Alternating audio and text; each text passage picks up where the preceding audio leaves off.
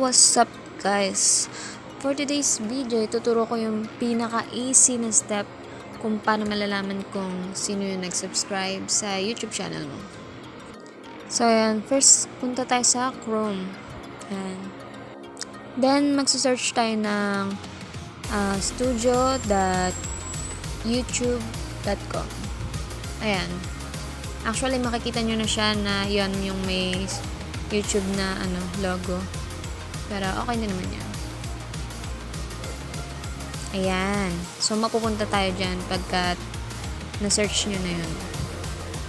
Tapos, yun, make sure na naka-open yung Google account nyo sa Chrome. Yan. So, yun, i-click lang natin yung arrow na red sa taas. Yan. Tapos, i-slide lang natin. Makikita natin yung desktop site. Yan. I-click lang natin yun para maging desktop site siya. Yan. Then, wait nyo na lang kasi may ibang lalabas dyan. Char. So, yun. Hintayin lang natin siya hanggang sa wala. Ready na. Ayan. Tapos, click lang natin yung continue. Then, yan na nga yung lalabas. Napin lang natin yung dashboard. Yan. Pag click natin yung dashboard, yun yung lalabas. Tapos, ayan. Make sure na nakalagin yung Google sa Chrome.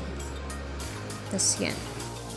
Pag naklik na pala natin yung dashboard, lalabas na to. Ayan, yung mismo yan. Yung go to videos, ganun-ganun. Then, hahanapin mo na lang yung recent subscribers dyan sa Ayan. Madali lang naman siya makita. Ayan, nandyan na yun lahat. Bala ka na. Char. Makikita mo dyan yung mga recent na nag-subscribe sa'yo. Yun. Para hindi ka maloko, char. Yan. So, yun. Diba, madali lang.